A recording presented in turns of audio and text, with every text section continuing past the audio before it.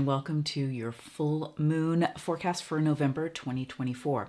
Full moon in Aries in Vedic astrology, the second full moon in a row. It's a super moon. It's also coinciding on the same day that Saturn is finally turning direct. So some things are going to get moving that have felt very stalled.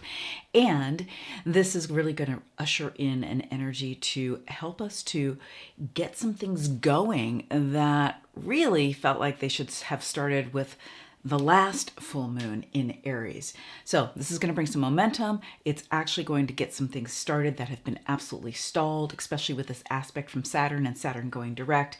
And it's also very close to the planet Uranus. Hi, I'm Prema and welcome to my YouTube channel. I am so glad that you're here. If you haven't already subscribed, I appreciate you doing so. It just really helps to get this recognized in the YouTube algorithm and more people can tune into this information.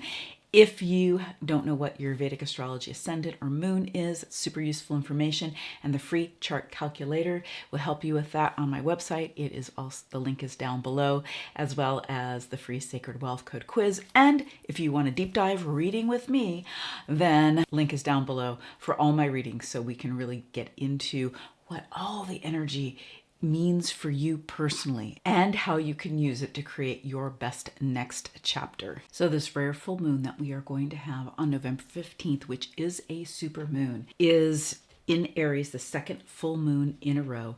And it is positioned in the nakshatra of Krittika, known as the Star of Fire. It is the last supermoon of the year, and it is very close to the planet Uranus, which brings in innovation and collective revolutionary shifts and changes. So this gets Saturn's aspect, and Saturn has been retrograde for the last 4 months and goes direct on the same day, the 15th of November, as this full moon.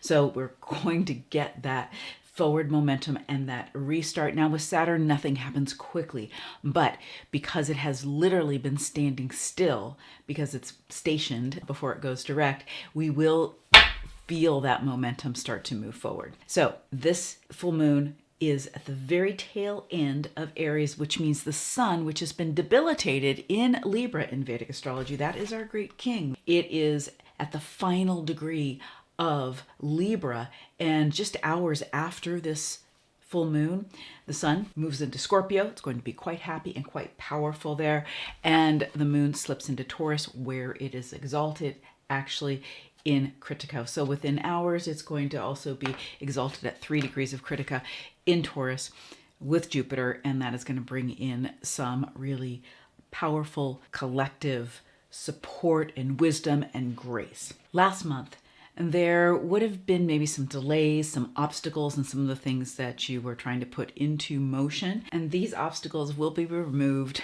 with this full moon. Full moons are culminations. They help bring a closure. They bring something into fruition. And this is a closure for something important to you. Now, it's going to be relative to what Aries represents for you in your chart, but for collectively, for all of us, Aries is this place of this fiery energy of independence, of self-actualization, of new beginnings, of birthing new things. And so it is going to bring something into fruition there that has been, just hasn't quite gotten moving yet. This is an extraordinary full moon for some other reasons too. Not only does it mark the end of this Aries cycle and gives you the power to birth these new chapters, but Krittika's energy really awakens our inner leadership, and it really boosts our confidence. Krittika is actually ruled by the sun, by the king, so it really gets fueled there with that leadership energy and that confidence energy, and it really has the ability to bring in radical change for us. Some people don't wake up in the morning, I would say most of us, and go, okay, I'm ready for a radical change today. But sometimes we are ready for a radical change. And radical means that it is quick, it is definitive, it is going to happen. It's not like ripping a Band-Aid off slowly. It's more like it's off and we're on to something new.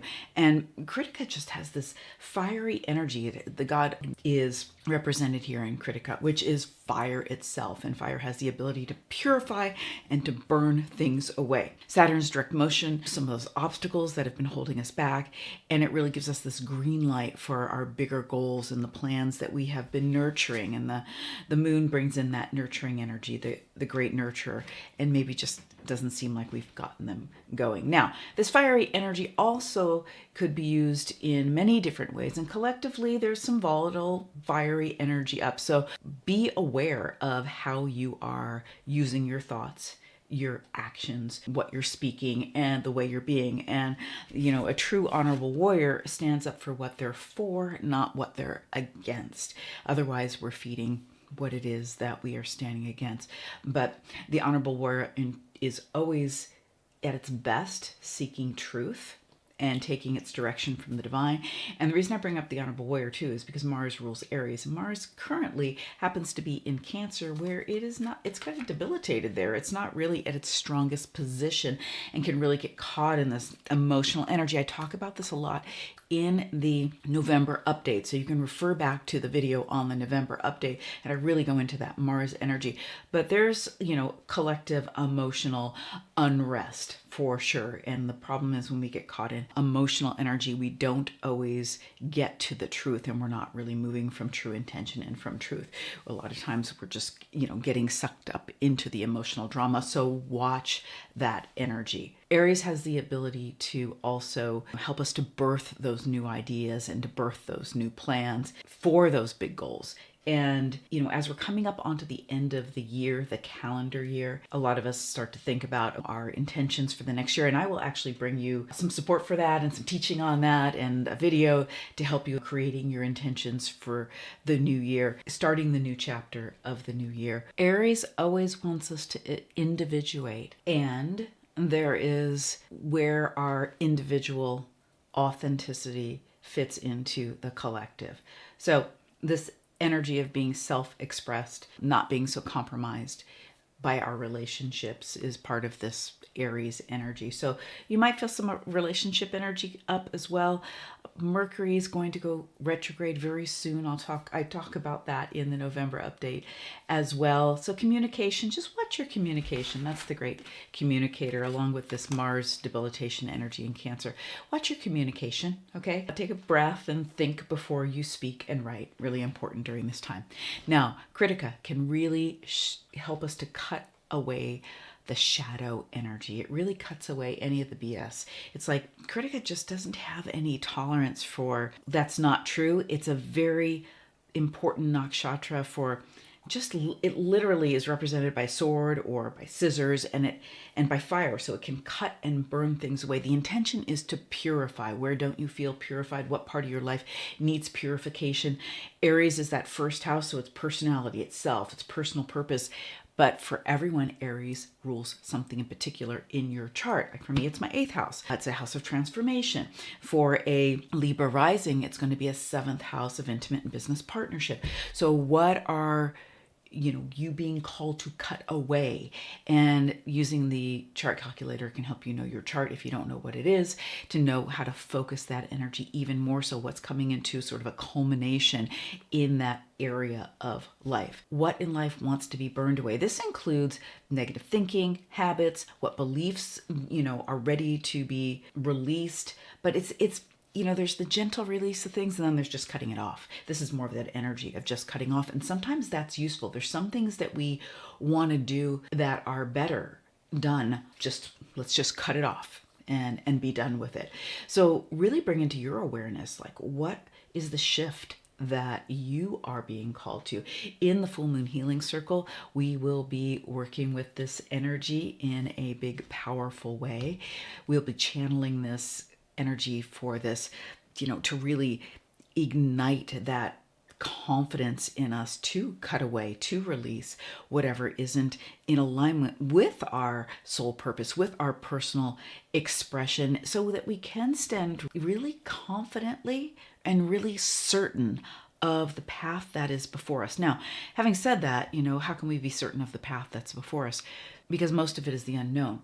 But we can be very certain about what our vision is and what our part to play is in that. So I work with and teach and work with all my clients with conscious creation. How do we create that future that we desire to have? Well, we need to put our focus on it. We need to be that energy in order to create it. We can't just say we want it and then act a different way most of the time. This is where it comes back into what do we need to purify? What do we need to cut away? So fire ceremonies are super useful here. You could write those things down and you could burn them. You could do any cord releasing, any belief releasing.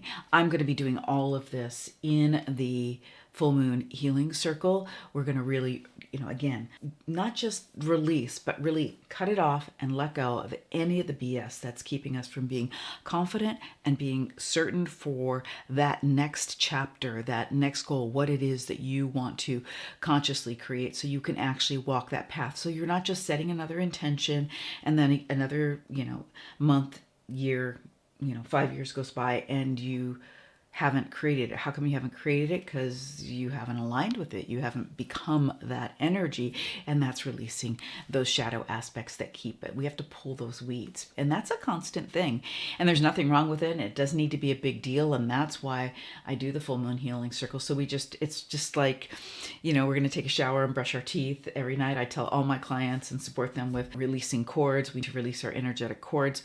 We need to release our shadow. And the more you expand, the bigger you get in the world, the more you step out with your purpose and you step out with your gifts, the more you're going to tend to go through those initiations, those soul challenges as you stretch and you grow. That's why it's typically we get a little uncomfortable. But the more we're just used to, okay, that's okay. Let me just lean in. There's a gift locked up in this shadow, and we can just release that. So things could heat up with this full moon. There could be some power struggles, so watch out for your communications, but it's a time for meditation as always. It's a time to stay very grounded, take some inward time in order to let that light shine, inward.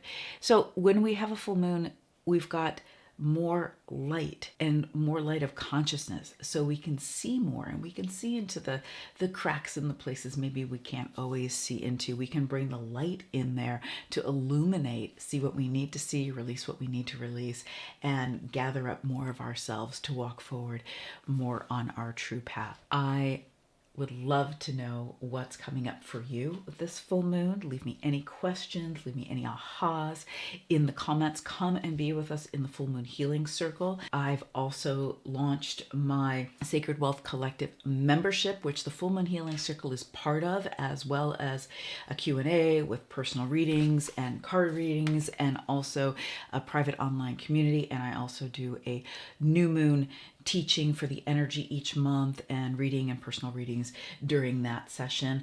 The link is down below for that as well. Come and join us in the membership and really work with your energy, your intentions, clearing your energy, setting your intentions, and moving with the energy instead of against it, and having the tools you need to do that each and every month. All right, if you want personal time with me, that reading link is down below. Come and get your reading, and I look forward to being with you very soon.